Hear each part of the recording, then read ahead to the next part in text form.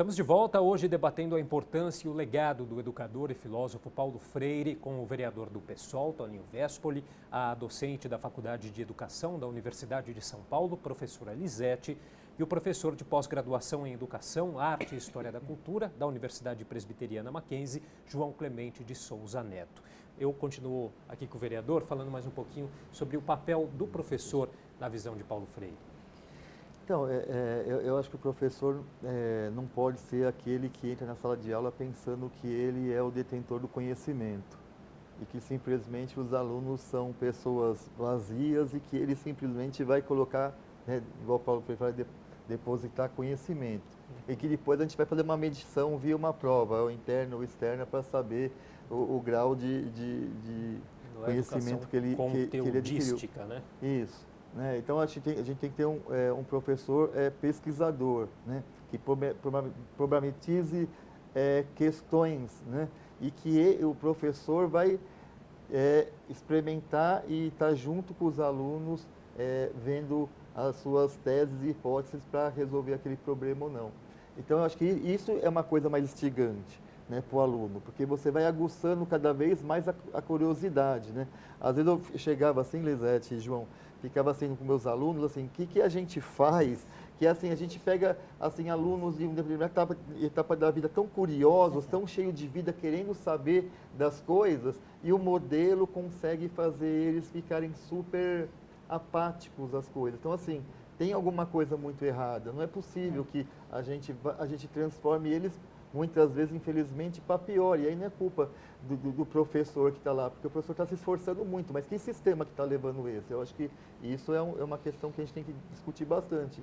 Talvez se a gente escutasse no Brasil um pouco mais Paulo Freire, talvez a gente não teria determinados problemas. Né? E eu até queria saber do professor um pouquinho sobre essa questão, a diferença aí entre a educação chamada educação conteudística, né, e a educação pela experiência da vida do aluno. Como isso se dá na prática em sala de aula? Veja, quando a gente pensa no educador como um mediador, significa que tanto o professor como o aluno são sujeitos do processo.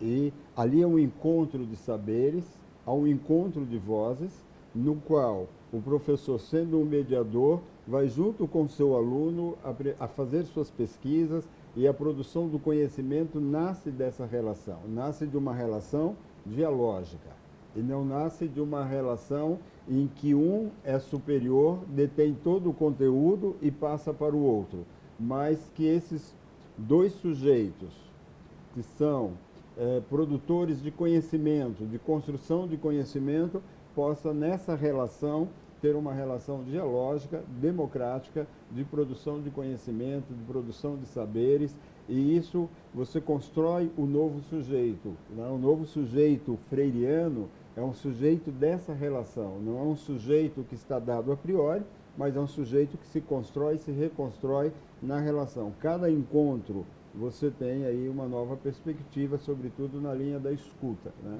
E o professor conteudista, muitas vezes ele quer estabelecer uma quantidade de conteúdos, de informações, no qual não leva em conta o aluno.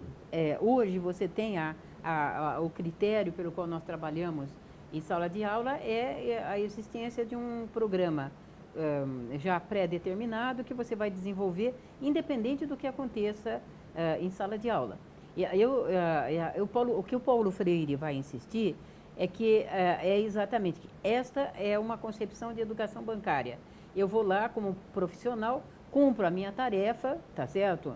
Estou sendo paga para isso, então vou lá e cumpro a tarefa, independente do que aconteça, tá certo? Não interessa se teve uma chuva, não interessa se eu estou com uma classe que realmente as casas estão todas inundadas com a última chuva do domingo passado, tá certo? Então, o que ele vai fazer, eu estou enfatizando isso também, porque há um grupo desses que nunca leram o Paulo Freire, que diz que o Paulo Freire, de fato, ele é do grupo do laissez-faire, quer dizer, serve qualquer coisa. Você chega em sala de aula e fala, que vamos trabalhar hoje? E é o contrário, o Paulo Freire era extremamente rigoroso, extremamente exigente, e ele dizia, nunca fale o que vamos trabalhar hoje, porque isso pressupõe muita preparação da aula para depois você desenvolver aquilo que você quer que os alunos efetivamente trabalhem. Cuidado com isso, não é? E, portanto, o preparo, a pesquisa, por isso que para Paulo Freire, todo professor é um pesquisador, tá certo? E isto implica em mais trabalho, por isso que ele é contra um currículo único, um ensino pré-fabricado.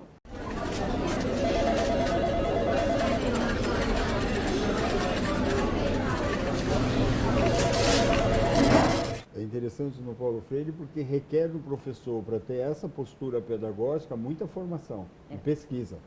Se o professor não tiver uma excelente formação e não for um excelente pesquisador, ele não consegue fazer essa mediação. Porque, veja, o aluno, esse encontro com essa realidade desse aluno, que é uma realidade histórica, concreta, objetiva, ela está dada, neste encontro, se o professor não tiver uma boa formação, ele vai acabar reproduzindo a desigualdade e as tragédias. Ele não vai tirar aquela criança, aquele jovem do lugar que ele está para buscar um outro lugar para melhorar sua condição de vida. Não é só uma mudança de condição de vida individual, mas é uma mudança de vida do seu coletivo, do seu grupo do qual você pertence. Então, é uma educação que ela não é uma questão de uma educação individualista, no sentido de um neoliberalismo, mas é no sentido de que aquele sujeito, à medida que ele faz uma reflexão sobre a sua vida pessoal, ele também faz uma reflexão sobre o grupo em que ele convive ali, o seu coletivo, e transforma o seu coletivo. Olha, O professor gosta de falar muitas situações, né? Eu passei por uma muito interessante. Estava dando aula do EJA lá em São Bernardo. E a gente estava... EJA é Educação de Jovens e Adultos, né? Isso. Que você já... E aí a gente estava numa situação de um problema que tinha de fazer a soma, né? E a gente, eu tenho certeza que se fazer a soma aqui, todos vão fazer igual, porque... E aí uma senhora devia ter já uns 60 e tantos anos, falou, professor, sou do Nordeste e a gente faz uma soma diferente. Eu falei, então vem aqui na lousa, vem explicar. E ela começou a fazer a metodologia dela que eu nunca tinha visto na vida, nunca. E além de ela ter feito certo, né, chegou no mesmo objetivo, resultado, alguns alunos se identificaram mais com essa metodologia dela do que com a minha. E o Toninho é professor de matemática. E aprendeu melhor. Então, assim, a gente quer falar assim, então, alunos e professores constroem conhecimento. E não com uma coisa de superioridade, o professor é o dono do saber e o aluno simplesmente está ali para ficar como uma esponja recebendo conhecimento. Você sabe que não por acaso na Universidade de Harvard, onde, em geral, qualquer conteudista gostaria de estudar, tá certo? Efetivamente tem uma homenagem ao Paulo Freire na porta da entrada no prédio principal de Harvard, exatamente pela contribuição que o Paulo Freire deu na sua passagem como professor da chamada maior universidade do mundo, né? Melhor universidade do mundo, né? Então, é só para a gente saber, para o brasileiro, porque eu acho que nós respeitamos muito pouco aquilo que é nosso. E eu acho que a gente teria que ter um orgulho, não é? Que é um dos educadores mais conhecidos e lidos no mundo todo, não é? Nós temos, eu diria, uma desconsideração interna. Sem dúvida nenhuma, mesmo ele sendo patrono da educação, você pode ver que vai e volta, não é? Aqui nós temos o Toninho, que fez essa generosidade também, não é? de propor um projeto que estabelece o Paulo Freire exatamente como patrono da educação municipal, não é? Quando, na verdade, alguns querem até que se apague o nome dele, não é? Da história, quando o mundo todo, não é à toa que Pedagogia do Oprimido, Pedagogia da Autonomia venderam 1 milhão de livros, não é? Não necessariamente para os brasileiros, não é? É isso. Agora, essa desconsideração interna que a gente vê, no caso aqui a Paulo Freire, se dá principalmente a quê, professores? A falta de educação? Não, aí entra o viés ideológico, efetivamente, né? O Paulo Freire, ele é considerado um homem de esquerda. Se você for entrar no site Escola Sem Partido, né? Você vai ver lá uma desqualificação do Paulo Freire, distorce a palavra propositadamente. Aí, exatamente para tentar mostrar que ele é um comunista e cuidado com ele, tá certo? Porque todo comunista é potencialmente um comedor de criancinha e portanto, ele não deve ser lido. Eu diria que é também o que a gente chama de dor de cotovelo, porque o Paulo Freire é melhor de todos eles. Né? E tem mais consistente. Agora, sem dúvida nenhuma, o viés de ser, aspas, de esquerda, de ter apoiado e ajudado muitos países, às vezes em situações pós-revolucionárias, né, especialmente os da África, né, ele recebeu um carimbo de um homem perigoso, porque ele pode estimular um processo de revolução social.